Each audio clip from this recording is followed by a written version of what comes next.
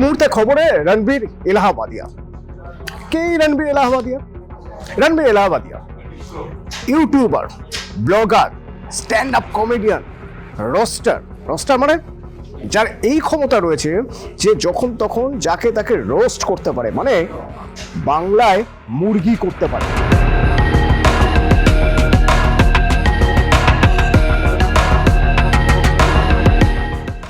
মুরগি করতে গেলে কি দরকার হয়? ভাষার উপর দখল দরকার হয়, অসম্ভব ভালো সেন্স অফ হিউমার দরকার হয়। তো এই যে ভদ্রলোক, এই রণবীর এলাহাবাদিয়া, এই সব কিছু করে মোটামুটি অনেক কোটি টাকার মালিক এখন। শুধুমাত্র ইউটিউবে তার বেশ কয়েকটা চ্যানেল রয়েছে, মাস গেলে প্রায় 35 লক্ষ টাকা। প্রবল জনপ্রিয়, প্রচুর মানুষ হাঁ করে দেখেন কি বলছেন রণবীর এলাহাবাদিয়া। তো সেই রণবীর এলাহাবাদিয়া এবার বিতর্কে। এমনই বিতর্ক, তার বাড়িতে চলে গেছে পুলিশ। এদিকে মুম্বাইতে তার বিরুদ্ধে একটা এফআইআর হয়েছে, ওদিকে অসমে তার বিরুদ্ধে এফআইআর হয়েছে, আরো বিভিন্ন জায়গায় হয়েছে। কারণ তিনি এমন এক আপত্তিকর কথা বলে ফেলেছেন বা এমন এক প্রশ্ন করে ফেলেছেন যা নিয়ে হই হই পড়ে গেছে। একটি শো, ইউটিউবের একটি শো, যে শোয়ে তিনি গেস্ট হিসেবে ছিলেন এবং সেখানে এক প্রতিযোগীকে রোস্ট করতে হবে। তো রোস্ট করার জন্য তিনি প্রশ্ন করতে শুরু করলেন, এমন এক আপত্তিকর প্রশ্ন করলেন মা বাবাকে নিয়ে। কি প্রশ্ন করলেন? মা বাবার যৌন মিলনে সন্তান সঙ্গী হবে কিনা। ভাবুন একবার, আপনি কি ভাবছেন দুম করে রোস্ট করতে গিয়ে তিনি করে ফেলেছেন এরকম প্রশ্ন? একদমই নয়। খুঁজে পেতে দেখা গেল এই প্রশ্নটি তার নিজের নয়, ধার করা প্রশ্ন, বলা ভালো চুরি করা প্রশ্ন। অনেকদিন আগে অস্ট্রেলিয়ায় এরকম রোস্ট করার একটা শো ছিল, সেখানে রোস্ট করতে গিয়ে এরকম প্রশ্ন করা হয়েছিল, ঠিক সেটাকে হুবহু বাংলা করে ফেলেছেন, মানে আমাদের দেশের করে ফেলেছেন, করে ওই প্রশ্ন করে বসেছেন তিনি। এবার ভাবুন, সঙ্গে সঙ্গে ওই প্রশ্নের ক্লিপ ছড়িয়ে পড়লো বিভিন্ন জায়গায়।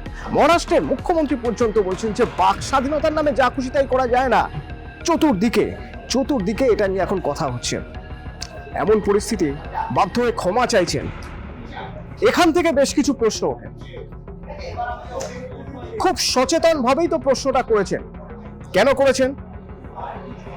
খ্যাতির লোভে, টাকার লোভে, নাকি প্রশ্ন করতে করতে করতে করতে বুঝতে পারেননি আপনার সীমারেখা কোথায়, আপনি থামতে জানেননি? আচ্ছা, আপনি যে থামতে জানেন না, তার পিছনে অন্য কোনো প্রভাব কাজ করছে না তো? যে বা যারা চাইছে না আপনি থামুন, যারা চাইছে না যে আপনি থেমে যান, থেমে গেলে তাহলে তাদের প্রচারে সমস্যা হবে, তাদের কোথাও সমস্যা হয়ে যাবে।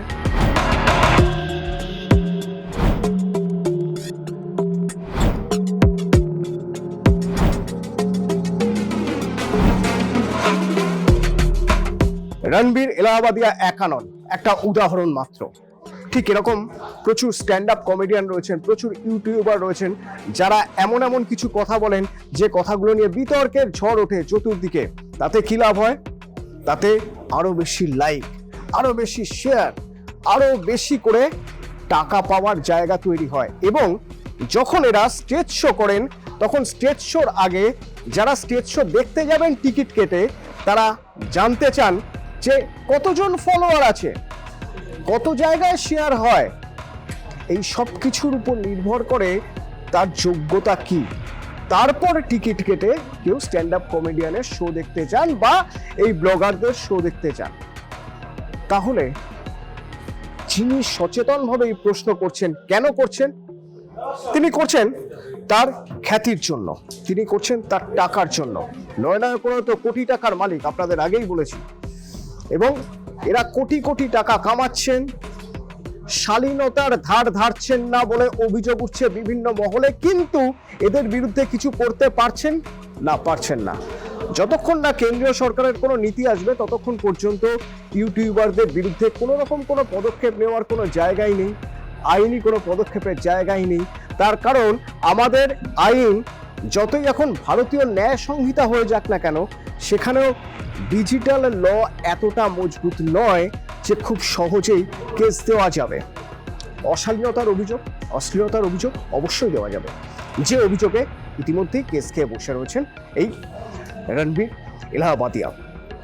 কিন্তু একবার ভেবে দেখুন, যারা যারা সোশ্যাল মিডিয়া ব্যবহার করছেন তাদের প্রত্যেকের মধ্যে কি এই খিদেটা নেই যে আর একটু বেশি কিভাবে মানুষের কাছে রিচ করা যাবে? যারা যারা ইউটিউব, ফেসবুক, ধরে নিই ফেসবুকে একটি পোস্ট করছেন, একটি পোস্ট করার ঠিক 10 মিনিট পরে আপনি আবার ফেসবুক খুলবেন, হ্যাঁ নিশ্চয়ই খুলবেন, খুলে আপনি দেখতে চাইবেন আপনার এই পোস্টটি কতজন লাইক করলো, কোনো কমেন্ট এলো, কেউ কি শেয়ার করলো, আচ্ছা কি কমেন্ট এলো, ভালো না খারাপ, আচ্ছা লাইক যে করা হলো এই লাইকে লাভ রিয়াক্ট দেওয়া হয়েছে, কেয়ার রিয়াক্ট দেওয়া হয়েছে, হাহা ইমোজি দেওয়া হয়েছে, স্যাড ইমোজি দেওয়া হয়েছে, আপনি এগুলো ফলো করতে থাকবেন। তারপরের 1 ঘন্টা পর, তার 2 ঘন্টা পর, তার পরের দিন পর্যন্ত কেন করবেন জানেন? কারণ আপনি শুধু এটা জানতে চান যে আপনাকে কতগুলো মানুষ পছন্দ করছে, আপনি কত লোকের কাছে পপুলার হচ্ছেন।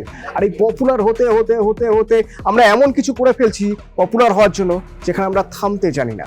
এই থামতে জানাটা খুব জরুরি। আসলে সোশ্যাল মিডিয়া চায় না যে আমরা থামতে শিখি, তাহলে তো সোশ্যাল মিডিয়ার কাজটা অনেকটাই কমে যাবে, সোশ্যাল মিডিয়ার ব্যবহার অনেকটা কমে যাবে, সোশ্যাল মিডিয়া দেখার জন্য আপনার মনের মধ্যে যে খিদে সেটাও অনেকটা কমে যাবে। তাই যুদ্ধটা এখানে সোশ্যাল মিডিয়ার সঙ্গে। আপনাকে থামতে জানতে হবে, সোশ্যাল মিডিয়া চাইবে আপনি যাতে না থামেন, বাকিটা আপনার হাতে।